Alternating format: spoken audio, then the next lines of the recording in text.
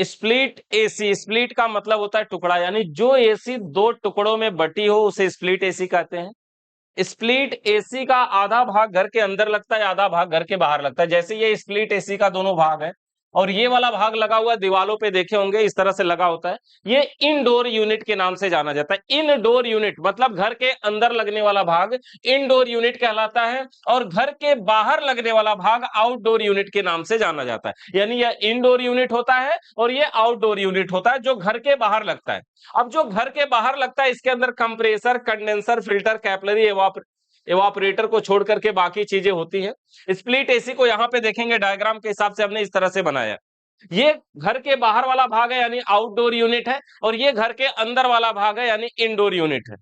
ये जो outdoor unit है इसको अगर देखेंगे आउटडोर यूनिट में, तो कंप्रेसर लगा हुआ है, कंडेंसर है, फिल्टर है और कैपिलरी ट्यूब है, और उसके बाद गैस एवापोरेटर में जा रही है तो एवापोरेटर इनडोर का भाग है, और वापस गैस आएगी तो सक्शन लाइन में आएगी, तो ये मैकेनिकल भाग है। अगर सक्शन लाइन में से ही एक और लाइन निकली होती है, उस लाइन का क्या नाम होगा? Charging line. हमारे सभी में यही होता है, फ्रिज में या एसी में सभी में सक्शन और चार्जिंग दोनों एक ही होती है, तो इसमें भी वहीं पे निकला होता है, और डिस्चार्ज लाइन भी यहीं पे होता है इसका। यानी इसको जहां पे सक्शन लाइन और डिस्चार्ज लाइन ये होती है, इसको वाल्व बोला जाता है। इसको हम बोलते हैं कि ये सक्शन वाल्व है, ये डिस्चार्ज वाल्व है।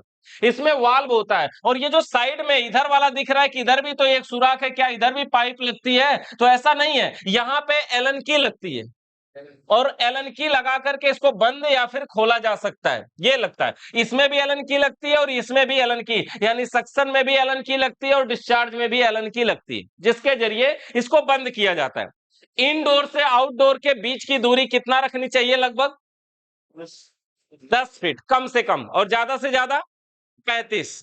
10 फीट से लेकर के लगभग 35 फीट की दूरी है, तो लगभग ठीक ठंडा करेगा। 35 फीट थोड़ा ज्यादा हो जाता है, 30 या 25 फीट रहे तो और अच्छा है, लेकिन मैक्सिमम 35 फीट हो। उससे ज्यादा दूरी होने पे एसी के अंदर गैस भी बढ़ानी पड़ेगी, और कितना भी गैस बढ़ा ले कूलिंग में कमी आ जाएगी, क्योंकि एक बार गैस को घूम के आने में जो समय लगेगा वो ज्यादा समय लगेगा, लगेगा ना। अगर ऐसा कंडीशन कहीं आए कि कहीं पे मतलब मान लीजिए कि कमरा जो भी है और दूरी बहुत ज्यादा है, तो कमरे की साइज के अनुसार एसी थोड़ी सी बड़ी लगाएंगे तो लगभग उसको वो मैनेज कर लेगा। मतलब बड़ी लगाने का मतलब ये हुआ कंप्रेसर ज्यादा पावरफुल होगा और ज्यादा तेजी से गैस का संचार करवाएगा, जिसकी वजह से कूलिंग जहां 1 टन की जरूरत थी वहां 1.5 टन लगाइए, कूलिंग को वो मैनेज कर लेगा अगर दूरी बढ़ती है तो। नहीं तो कम से कम 10 फीट तो लगाना ही है। अगर 10 फीट लगाते, मान लीजिए कोई ये कह रहा है कि हमारे इंडोर तो यही टांगना है, ठीक इसी के पीछे आउटडोर टांगना है, तो फिर क्या होगा? दूरी 10 फीट कहां से एडजस्ट करें? तो दूरी एडजस्ट नहीं करना है, पाइप को वहीं गोल घुमा करके बना दीजिए, यानी कंडेंसर जो आउटडोर लग रहा है उसी के पीछे 2 राउंड ऐसे घूम जाएगी और वही एडजस्ट हो जाएगा। मतलब कहीं इधर उधर ले जाने के लिए दिक्कत नहीं होगी। फोटो वोटो में कभी कभी देखा होगा आउटडोर के लिए ऐसे दिल कोई बना देता है, कोई कुछ बना देता है, वो पाइप को एडजस्ट करते हैं ताकि वो पाइप जितनी साइड लगानी है 10 फीट कम से कम उतनी लगाया जा सके। जब स्प्लिट ऐसी नई खरीद के आती है तो 10 फीट उसके साथ पाइप भी मिलती है। अब इसके अंदर जो इलेक्ट्रिकल भाग है, ये इलेक्ट्रिकल भाग है। इसके अंदर देखिए मैकेनिकल और इलेक्ट्रिकल भाग। मैकेनिकल भाग किसे कहते हैं? स्प्लिट एसी के जिन जिन भागों में गैस का संचार होता है उसे मैकेनिकल कहते हैं। इलेक्ट्रिकल में ये इलेक्ट्रिकल भाग है, और ये जो भाग है ये आउटडोर यूनिट के हैं और ये इंडोर यूनिट के हैं। इलेक्ट्रिकल भागों में इसमें देखेंगे कि कंप्रेसर है, यानी कंप्रेसर वही वाला हमारा है, रोटरी कंप्रेसर इसमें प्रयोग होता है। उसके बाद जो रोटरी कंप्रेसर हमारे विंडो एसी में लगता है वही है। वोल्टेज रिले भी कभी कभी प्रयोग किया जाता है। वोल्टेज रिले को जानते हैं, 5 नंबर, 4 नंबर, 2 नंबर, 1 नंबर की पिने होती हैं। वोल्टेज रिले जब लगता है इसके साथ रनिंग और स्टार्टिंग दो कैपेसिटर प्रयोग किए जाते हैं। यानी वोल्टेज रिले अगर लगा है तो उस वायरिंग को हम CSR वायरिंग बोलते हैं, यानी कैपेसिटर स्टार्टिंग रनिंग, और कैपेसिटर इसमें प्रयोग किया जाता है। अगर PSC वायरिंग है तो एक ही कैपेसिटर, और CSR है तो 2 कैपेसिटर। अगर PSC वायरिंग है, जब एक ही कैपेसिटर लगेगा तो वो जो एक कैपेसिटर होगा वो रनिंग होगा कि स्टार्टिंग होगा? रनिंग होगा। और जब दोनों लगेगा तो रनिंग और स्टार्टिंग दोनों होगा। तो ये हो गया हमारा कैपेसिटर। और इसके बाद कंडेंसर फैन, यानी जो पंखा लगेगा इसमें, कंडेंसर फैन और ब्लोअर फैन दोनों अलग अलग होते हैं, क्योंकि कंडेंसर फैन आउटडोर का भाग है और फैन, ये जो ब्लोअर फैन है वो इंडोर का भाग है। यानी एक ठे पंखा छत पे चल रहा है, एक ठे पंखा कमरे के अंदर चल रहा है। जो छत पे चल रहा है कंडेंसर को ठंडा करने के लिए उसे कंडेंसर फैन बोलते हैं, और जो इवापोरेटर की कूलिंग को कमरे में फेंक रहा है उसे ब्लोअर फैन बोलते हैं, वो इंडोर में लगा है। उसके बाद मैग्नेटिक कॉन्टेक्टर। ये मैग्नेटिक कॉन्टेक्टर क्या होता है? यह एक प्रकार की स्विच होती है। देखिए यही थोड़ी सी अलग चीज दिखी जो विंडो एसी में नहीं थी, है ना। ये मैग्नेटिक कॉन्टेक्टर एक प्रकार की स्विच है, और इसका कार्य क्या है? दो पॉइंट को टच कराना और हटाना। मतलब नॉर्मल समझिए जैसे सभी एक प्रकार की स्विच होती है, उसी के जैसा यह स्विच है। ऐसे अगर समझे तो समझिए इसमें इन करवाने के लिए एक पॉइंट है और आउट करवाने के लिए एक पॉइंट है। अगर कोई उपकरण हम यहाँ पर जोड़ देते हैं, जैसे ये बल्ब है, बल्ब तो नहीं, यहाँ पे हम कोई ज्यादा वाट का ऐसे समझते हैं, एक कोई बड़ा सा मोटर जोड़ दिया, और अगर इस मोटर को हमें चलाना है तो ये न्यूट्रल और फेस की सप्लाई है। न्यूट्रल को मोटर में डायरेक्ट जोड़े और फेस को कॉन्टेक्टर में ऊपर इन करवाए, नीचे से आउट करवाए। अगर किसी तरीके से ये ऑन होता है, ये ऊपर वाला पॉइंट नीचे टच होता है, और अगर ये टच होगा तो ये मोटर चलेगा ना, और अगर ये टच नहीं होगा तो मोटर नहीं चलेगा। तो ये जो स्विच है, ये जो कॉन्टेक्टर है, ये ऑन कैसे होता है? जब इसमें सप्लाई पहुंचती है, और सप्लाई का मतलब इसको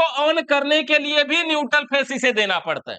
यानी अगर हम एक न्यूट्रल और एक फेस लें और एक अलग से स्विच लगाएं, ये न्यूट्रल को यहां जोड़े, फेस को यहां जोड़े, मतलब न्यूट्रल को सीधा कॉन्टेक्टर में जोड़े, फेस को यहां स्विच के नीचे वाले पॉइंट में जोड़े, और ऊपर वाले पॉइंट से आउट करवा करके कॉन्टेक्टर में जोड़े, और ये साइड साइड में है। और जैसे ही हम इस वाली स्विच को ऑन करेंगे, एक नंबर स्विच है मान लीजिए, जैसे ही स्विच को ऑन करेंगे तो न्यूट्रल फेस इस कॉन्टेक्टर के साइड वाले पॉइंट पे पहुंचेगा, और जैसे ही पहुंचेगा इसका मैग्नेट जनरेट होगा, यानी इसका कॉइल ऑपरेट होगा, और ये ऊपर वाला पॉइंट नीचे से आउट करने लगेगा और ये मोटर चलने लगेगा। ये ऐसा स्विच है। मतलब यह एक ऐसी स्विच है जो दबाने से चालू नहीं होती है, घुमाने से भी चालू नहीं होती है। ये चालू कैसे होती है? सप्लाई पहुंचने से चालू होती है। और चालू करने के लिए जो सप्लाई दिया जाता है वो दूसरा है। मतलब ऐसा नहीं कि नहीं यहां सप्लाई पहुंचने से यह चालू होगा, सप्लाई यहां साइड साइड में पहुंचेगी तो यह स्विच ऑन होगी। इससे क्या होगा? ये जो हमारी पहली वाली स्विच है, इस पे जो लोड आएगा वो बहुत कम आएगा, इस पर ज्यादा लोड नहीं रहेगा। पूरा का पूरा लोड हमारा यहाँ डायरेक्ट है, यानी किसी भी छोटी से छोटी स्विच से किसी भी बड़े से बड़े मोटर को हम कंट्रोल कर सकते हैं। किसके जरिए? इस मैग्नेटिक कॉन्टेक्टर के जरिए। इस प्रकार का एक कॉन्टेक्टर होता है, और कॉन्टेक्टर एक प्रकार की स्विच है। क्लियर है? देखिए अगर इसको चेक करना चाहते हैं कॉन्टेक्टर सही है कि नहीं सही है, तो इस हिसाब से चेक कर सकते हैं। यानी कॉन्टेक्टर लिया हमने, सीरीज का दो ठे तार लिया और दाहिने बाएं रख दिया। जैसे ही दाहिने बाएं रखेंगे, ऐसा रखेंगे, तुरंत इससे खट से आवाज आएगी, और खट से आवाज आने का मतलब कि ये ऑन हो चुका है। और मल्टीमीटर को कंटिन्यूटी मोड पे ऑन करके दोनों पे रखेंगे तो मल्टीमीटर से क्या होगा? वीप की आवाज आएगी और जीरो रीडिंग प्रदर्शित होगी। मल्टीमीटर से वीप की आवाज आएगी और जीरो रीडिंग प्रदर्शित होगी। यानी मल्टीमीटर को ऐसे ऊपर और नीचे रख लीजिए कंटिन्यूटी मोड पे ऑन करके, और सीरीज का दोनों तार को जैसे ही रखेंगे वीप की आवाज आएगी मल्टीमीटर से, और सीरीज का बल्ब नहीं जलेगा। बल्ब नहीं जलने का मतलब ये कॉन्टेक्टर बिल्कुल जीरो पावर का, यह एक स्विच है ना, तो ये लाइट नहीं लेता है। लाइट तो ये बल्ब लेता है। सीरीज कनेक्शन का नियम है कि जब दो उपकरण जोड़ते हैं तो जो कम वाट का होता है सिर्फ वही काम करता है, इसलिए कॉन्टेक्टर पे रखने पे कॉन्टेक्टर कम वाट का है, इसलिए सिर्फ कॉन्टेक्टर काम करता है। ठीक है, तो इस प्रकार से हमारा ये कॉन्टेक्टर काम करता है। मेन पॉइंट इसमें हमारा ये है कि स्प्लिट एसी में जो हम एसी में गैस लॉक करते हैं वो कैसे करें। गैस लॉक करना देखिए अलग चीज है ना। गैस लॉक करने का मतलब क्या है? स्प्लिट एसी को अगर कभी एक स्थान से दूसरे स्थान पे लगाना हो तो हमें गैस लॉक करना पड़ेगा पड़ेगा जैसे कोई एसी लगवाया हुआ है और बोल रहा है कि हमारा इस रूम में से निकाल करके किसी दूसरे रूम में लगाना है, तो क्या करेंगे? गैस को लॉक करना पड़ेगा ना। विंडो एसी में तो ये होता है निकालिए, जैसा निकाले वैसा उठा के ले जाके लगा दीजिए, क्योंकि वो पूरा का पूरा एसी निकल जाएगी। लेकिन इसमें क्या है? इसमें तो ये पाइप के जरिए कनेक्ट है एक दूसरे से, और इस एसी को नॉर्मली उठा नहीं सकते, तो गैस को लॉक करना पड़ेगा। अगर लॉक नहीं करेंगे तो क्या होगा? गैस उड़ जाएगी, और गैस उड़ेगी तो हमें दोबारा वापस से गैस भरना पड़ेगा। तो जो भरी हुई गैस है उसी को हमें लॉक करना होता है। और लॉक कहां होती है गैस? इसी आउटडोर में, यानी स्प्लिट एसी के आउटडोर में पूरी की पूरी गैस को लॉक कर दिया जाता है, स्टोर कर लिया जाता है, ताकि दोबारा गैस ना भरना पड़े, और जब हम दूसरी जगह लगाएंगे तो वही वाली गैस हम फिर से यूज कर लेंगे। जब एसी नई खरीद के आती है उस समय भी इसी के आउटडोर में गैस लॉक होती है। इसी आउटडोर में गैस लॉक रहती है। जब हम नई खरीद के लाते हैं एसी तब भी। अब देखिए एसी में गैस लॉक करने की जरूरत कब कब पड़ जाती है, जैसे दूसरे जगह पे लगाना हो तो पड़ जाती है। कोई कोई ऐसा होता है ठंडी का मौसम आ जाता है, कहता है एसी निकाल करके रख दीजिए बांध उनके बढ़िया से, फिर बाद में जब अगली गर्मी आएगी तो फिर लगवा लेगा सर्विस वर्विस करवा करके। अब ऐसी अवस्था में क्या है, एसी को निकालना है। अगर आप किसी के घर मान लीजिए कस्टमर बुलाया और आप गए एसी में गैस लॉक करना है, तो गैस लॉक करने के लिए सबसे पहले जैसे ही आप जाते हैं चेक करिए, पहले एसी को चालू करिए और लगभग आधा घंटा चलाइए और उसको देखिए कि क्या एसी बढ़िया कूलिंग कर रही है, चल रही है कि नहीं चल रही है, ठंडा कर रही है कि नहीं कर रही है, एम्पियर कितना ले रही है, कितना लेना चाहिए, सबसे पहले ये चेक करना है। क्योंकि अगर कोई कोई कस्टमर ऐसे भी मिल जाएंगे आपको ना कि जैसे ही आपको बुलाएंगे कि चलिए हमारी एसी को एक जगह से दूसरी जगह लगाना है, जबकि एसी पहले से खराब पड़ी है, और आप जाएंगे और किसी भी पाइप को खोल दिए और काट दिए, तो फिर वो जिम्मेदारी आपकी बन जाएगी कि नहीं आप ही इसको सही करके दीजिए, क्योंकि वो कहेगा पहले तो ये ठंडा कर रही थी, जबकि पहले से भी नहीं कर रही, हो सकता है ना ऐसा। तो इस अवस्था में किसी के घर एसी में गैस को लॉक करने जाएं तो सबसे पहले एसी को चालू करना है और लगभग चला करके आधा घंटा तक उसको देखना है कि कूलिंग आ रही है बढ़िया, सब कुछ ठीक है कि नहीं ठीक है। अब जब मान लीजिए आपने एसी को चेक कर लिया, उसके घर की एसी कूलिंग कर रही है, ठंडा भी कर रही है, अब हमें गैस को लॉक करना है। तो लॉक करने के लिए हमें तीन चीजों की जरूरत पड़ेगी। एक पड़ेगा हमारे पास कंपाउंड गेज, एक हम कंपाउंड गेज लेंगे, एक हम कंपाउंड गेज लेंगे और दूसरा लेंगे चार्जिंग पाइप, यानी रबड़ वाली जो हमारी चार्जिंग पाइप है वो, और एक लेंगे एलन की। एलन की चार्जिंग पाइप, कंपाउंड गेज और एलन की, ये तीन चीज महत्वपूर्ण है। इसके अलावा हमारे पास स्लाइड रिंच भी होना चाहिए खोलने के लिए, नट को खोलने के लिए, क्योंकि यहाँ पे एक नट बंद होता है, सबसे पहले उस नट को ही खोलना पड़ता है, तो स्लाइड रिंच भी होना चाहिए। बाकी ये तीन चीजें होनी चाहिए। अब क्या करेंगे, एसी को चालू कर दिया है, एसी चल रही है, अब हम चल रहे हैं उसके आउटडोर के पास, एसी को चलते रहने दे रहे हैं और चल रहे हैं उसके आउटडोर के पास। आउटडोर के पास पहुंच गए, ये जो आउटडोर है उसका चल रहा है, चालू करके आए हैं ना नीचे से, तो ये आउटडोर चल रहा है। हमें क्या करना है, इसमें गैस लॉक करना है। चलते कंडीशन में गैस को लॉक करना होता है। हमें क्या करना है, गैस लॉक करना है। गैस लॉक करने के लिए सबसे पहले अपना कंपाउंड गेज लेंगे, ये हमारा कंपाउंड गेज हो गया, ठीक है। छोटा दिख रहा है, इसको हम थोड़ा बड़ा बना लेते हैं, नीचे करके हो। यहां पे सबसे पहले हम अपना कंपाउंड गेज लेंगे, देखिए इस तरह से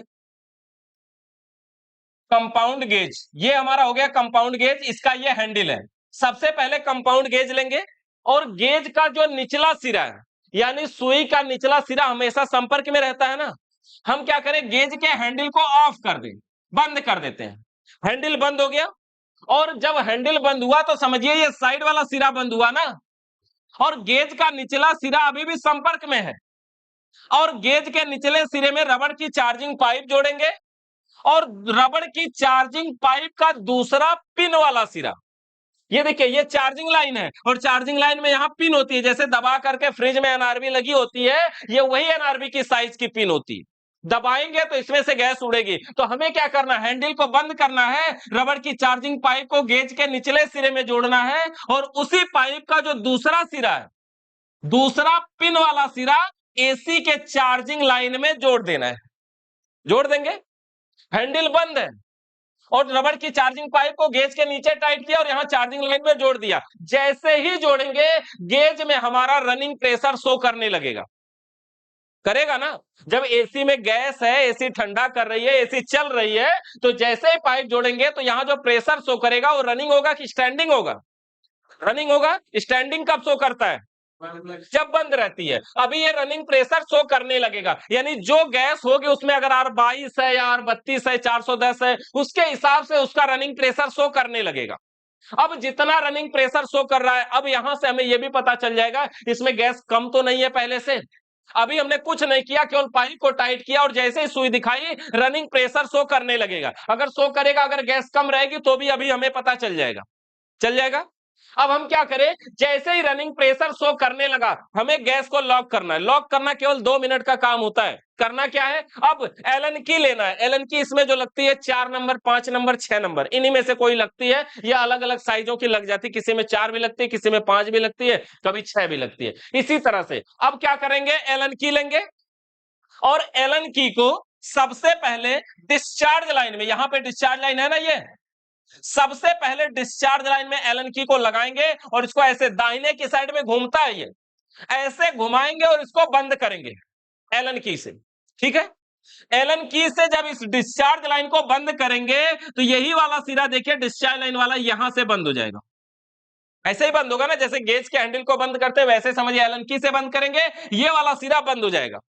और बंद होने के बाद ये कंप्रेसर मोटर है, डिस्चार्ज लाइन से हवा को फेंक रहा है, यहां से गैस निकल के जाएगी कंडेंसर में, फिल्टर में, कैपलरी में, और कैपलरी से आगे नहीं जा पाएगी, नहीं जाएगी ना जब एलन की से बंद कर देंगे। और जब बंद कर देंगे तो देखेंगे जो गेज की सुई है वो नीचे आने लगेगी, क्योंकि रनिंग प्रेशर, क्योंकि इसके लाइन में अब गैस नहीं जा रही है, और उधर की सुई डाउन होगी ना, क्योंकि गैस खत्म होगी। जो भी गैस है ये खींचेगा डिस्चार्ज लाइन से और इस कंडेंसर में भरेगा, और गेज की सुई देखेंगे नीचे आने लगेगी।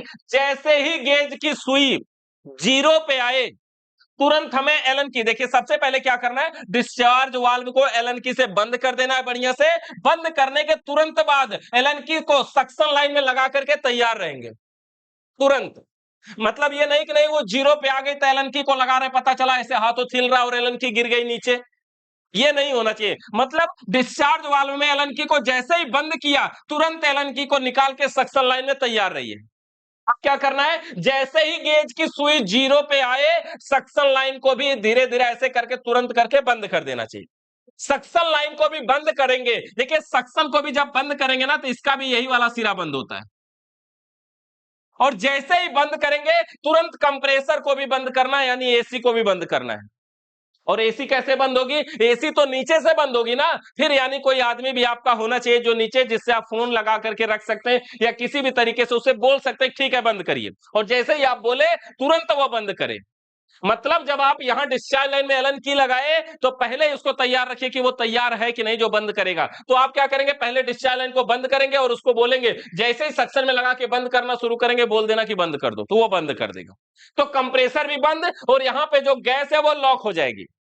अब अगर कोई दूसरा आदमी नहीं है जो बंद करने वाला है तो क्या कर सकते हैं, कर ये सकते हैं कि जो इसमें वायरिंग है वो इनडोर से ही आउटडोर के पास आई हुई है, आउटडोर में लाइट है, सप्लाई है, तभी ना कंप्रेसर तो यही है।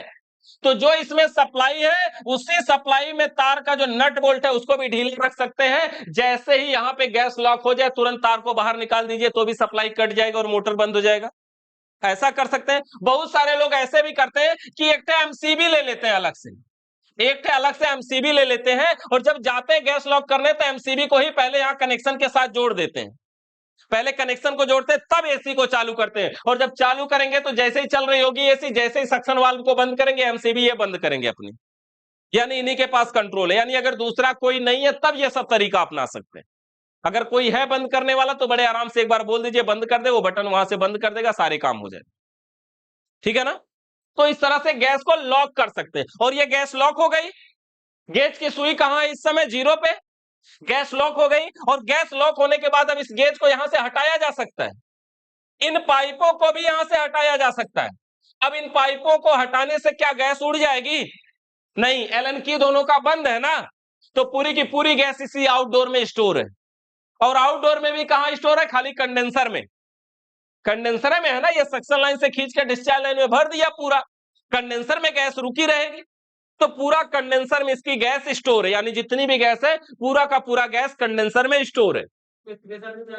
हाँ, इसका प्रेशर तो उस समय ज्यादा रहेगा लेकिन उतना ही ज्यादा होता है जितना इससे पहले, क्योंकि ये इसी के प्रक्रिया के अनुसार बनाया गया है। इतना गैस इसमें स्टोर हो जाती है। नई खरीद के लाते हैं तो भी पहले से इसमें स्टोर रहती है, मतलब उस समय भी प्रेशर इसमें ज्यादा रहता है क्योंकि पूरी की पूरी गैस यहीं पे है। हो गया यहाँ पे गैस स्टोर। नहीं नहीं, जैसे ही गेज के हैंडल को, जैसे पहले डिस्चार्ज वाल्व को बंद करेंगे, जैसे ही वाल्व को डिस्चार्ज को बंद करेंगे तो सुई नीचे आएगी, जीरो पे आ जाएगी तो आप बंद करना शुरू करेंगे, लेकिन जब तक बंद करेंगे तब तक वो माइनस में आ जाएगी, -30 तक भी आ जाएगी, -20 तक भी बंद कर दे रहे, जीरो पे ही बंद कर दे रहे, कोई बात नहीं। मतलब जितना देर में बंद करेंगे समझिए रिस्क ले रहे हैं। तो समय देखते हुए जीरो पे आ जाए तो बंद करना शुरू करिए, थोड़ा बहुत नीचे आ गई तो बंद कर दीजिए। अगर मान लो जीरो से ऊपर ही रह गई, 10 पे ही रह गई और आपने बंद कर दिया जल्दीबाजी में और कंप्रेसर भी बंद करवा दिया, तो क्या हो जाएगा, बस यही होगा कि थोड़ी सी गैस जब पाइप यहां से खोलेंगे तो उड़ जाएगी, क्योंकि थोड़ी सी गैस रह गई है, यही ना मतलब हुआ उसका।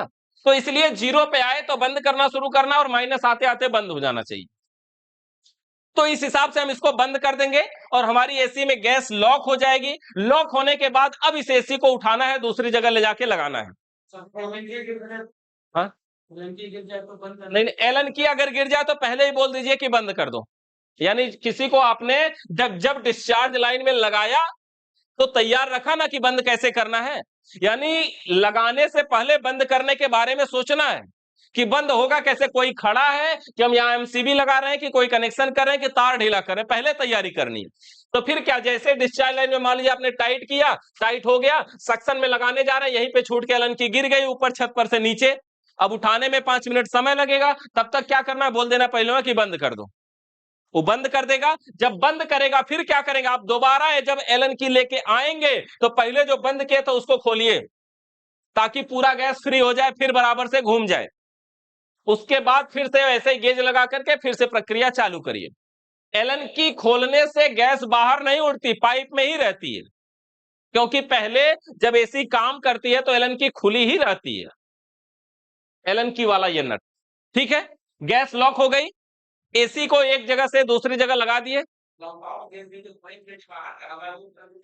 नहीं, कंपाउंड गेज में जो कहां अंदर जाएगा, अच्छा जब ये यहां से खींचेगा ना, हाँ इतना तो हवा ये खींचेगा ही, यहां से वैक्यूम होगा, क्योंकि जैसे यहां पे लगाएंगे, अगर इसको बचाना चाहते तो जैसे यहां पे लगाएं और थोड़ा सा ढीला करके यहां से उड़ाएं, लेकिन ऐसा कोई करता नहीं है।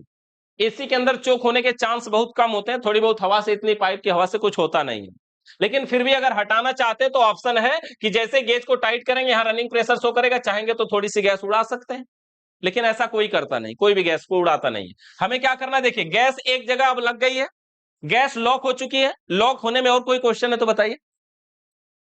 ठीक है, गैस लॉक हो चुकी है, हमने दोनों एलन की को यहां पे बंद रखा है। अब एसी को दूसरी जगह जहां चाहते हैं वहां ले जाके लगा दिया। पाइप को, नट को, ये दो नट यहां से खुलेंगे और दो नट यहां से खुलेंगे, इनडोर से, दो आउटडोर से।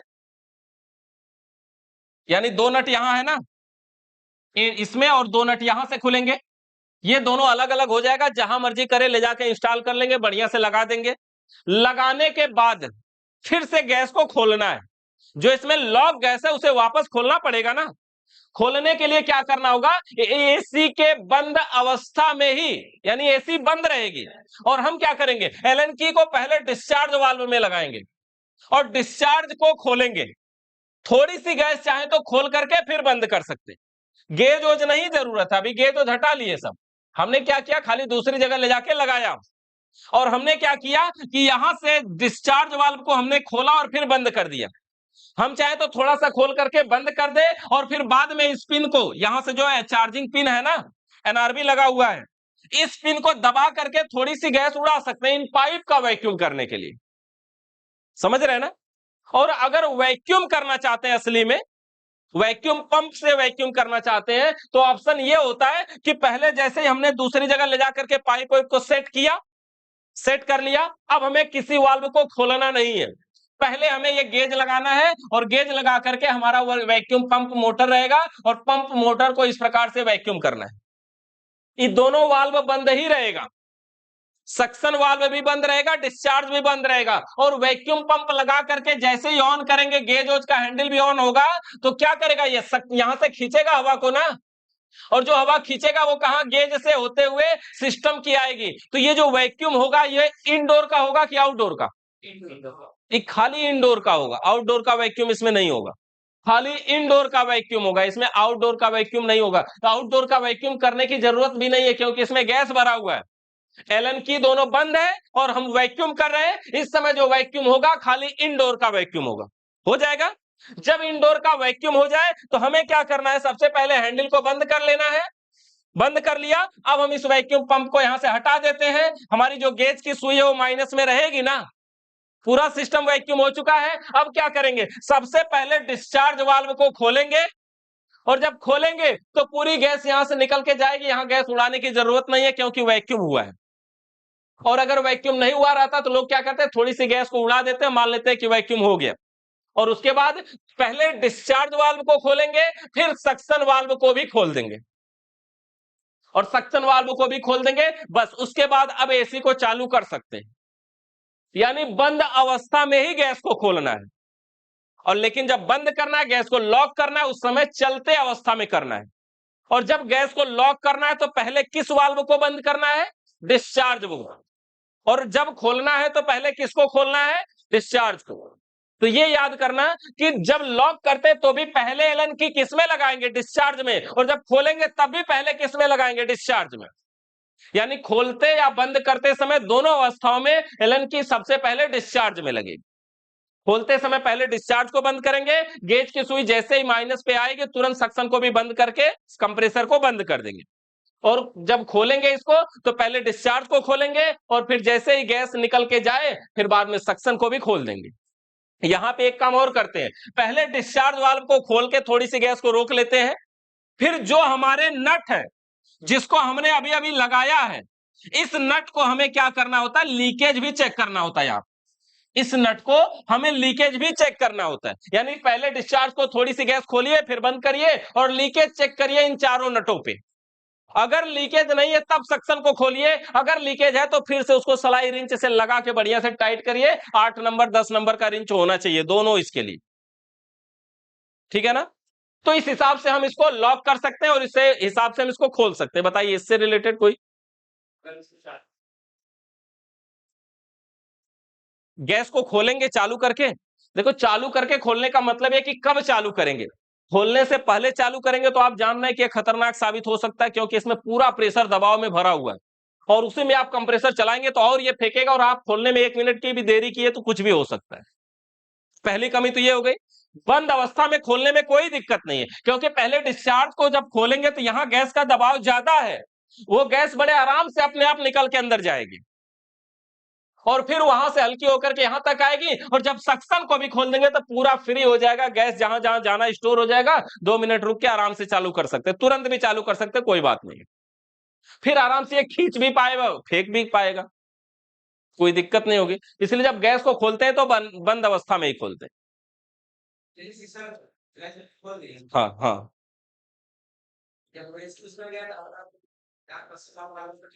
हाँ टाइट कर देंगे, उसमें प्रेशर रहते समय भी टाइट कर सकते हैं। और अगर ऐसा लगता है कि टाइट नहीं होने लायक है तो फिर से लॉक कर लीजिए और दोबारा फिर से उसको बढ़िया से बनाइए। जो समस्या है, पाइप अगर काटने की जरूरत है, फ्लेयर बनाने की जरूरत है तो बना के फिर से बनाइए उस।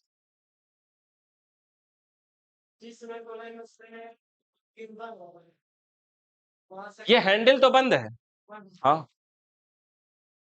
हैंडल बंद नहीं रहेगा तो यहां से जैसे ही खोलेंगे पूरी गैस यहां से उड़ने लगेगी। एसी का वैक्यूम ही लगभग आधा घंटा करना होता है, 25 मिनट आधा घंटा। पूरे का करेंगे तब भी, कम का करें तब भी, मतलब थोड़ा सा 5 मिनट बढ़ाई के कर लेते हैं तो कोई नुकसान नहीं करता है इसमें। क्या करें आप? जब गैस चार्ज हो जाएगी तो बस नॉर्मली इसको खोल करके हटा लीजिए। इसमें पिन है जो उड़ने नहीं देगी, जैसे कल हम लोग एसी में गैस चार्ज किए, विंडो एसी में ना, खोलने के बाद लास्ट में क्या हुआ, खाली पाइप को खोल के बाहर निकाल लिया, उसके अंदर से गैस नहीं निकली, ऊपर से नट लगा के टाइट कर दिया, वैसा ही पिन है ये।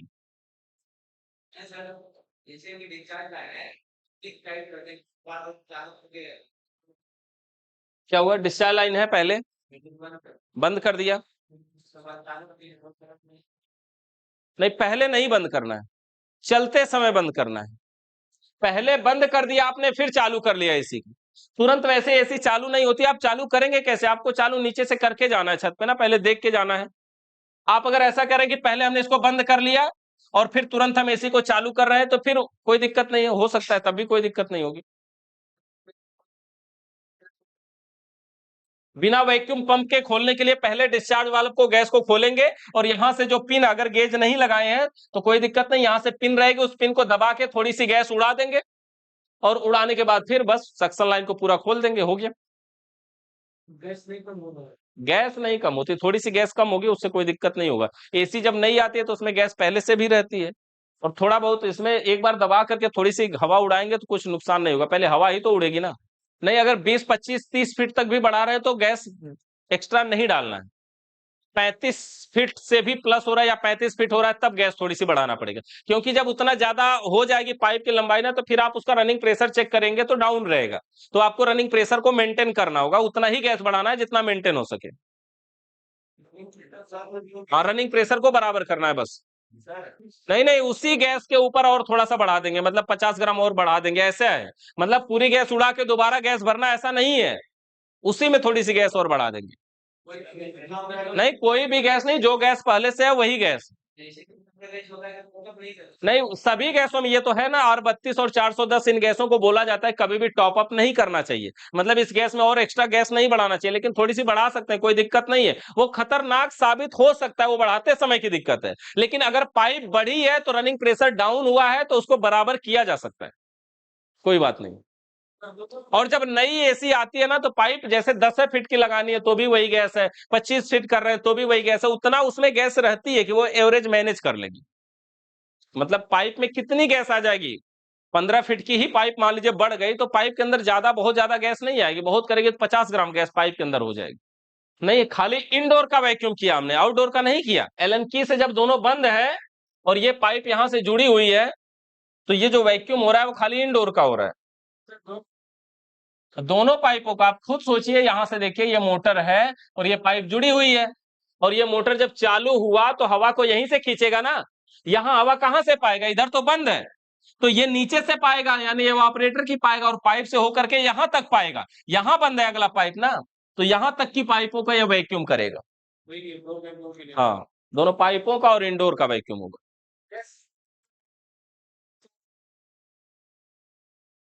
गैस लीक हो गया है तो हाँ, तब पूरा वाल्व खोल करके बढ़िया से वैक्यूम कर लीजिए, अगर प्रेशर चढ़ाना है तो प्रेशर भर के वहीं से लीकेज भी चेक कर लीजिए।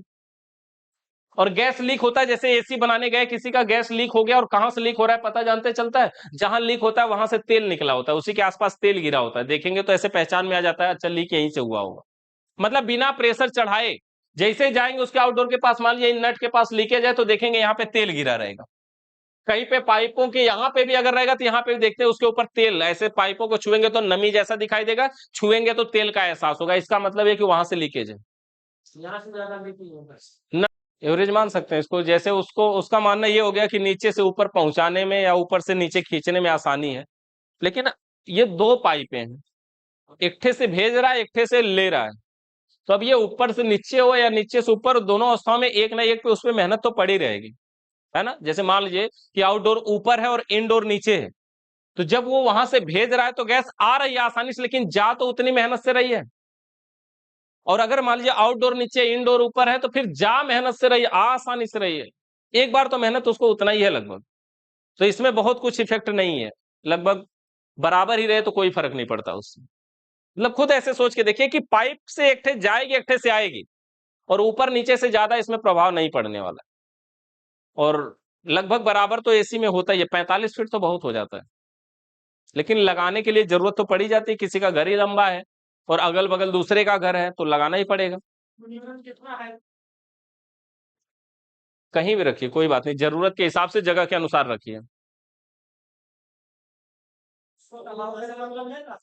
नहीं नहीं, हवा से, कंडेंसर में हवा से मतलब रहता है, ऐसे कोने में मत रखिए जहां हवा ही ना जाती हो, तो फिर उसका कंडेंसर ठंडा कैसे होगा। मान लीजिए पंखा लगा है ठंडा करने के लिए, पंखा हवा पाएगा कहां से, तभी तो ठंडा करेगा ना। तो कोशिश करिए कि हाँ उसके आउटडोर के पास हवा मिलनी चाहिए।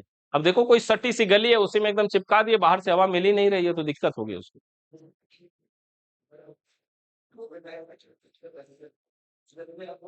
हमारे, अरे बड़े आराम से, यहाँ पूरा खुला है ना। ये ऐसी बात है कि दो घर हैं सटे हुए हैं, 1 फीट की दूरी, अब सोचे उसी बीच में हम चिपका दें, लगने को लग ही जाता है, ठंडा भी तो करता ही है। जो भी जितना ज्यादा मिल जाए, 1.5 फीट 2 फीट 3 फीट, कम से कम दीवार से एसी की दूरी 1 फीट की दूरी पे रहनी चाहिए। 2 फीट का स्टैंड आता है और 1 फीट लगभग एसी कवर करती है, 1 फीट पीछे गैप खाली रहता है।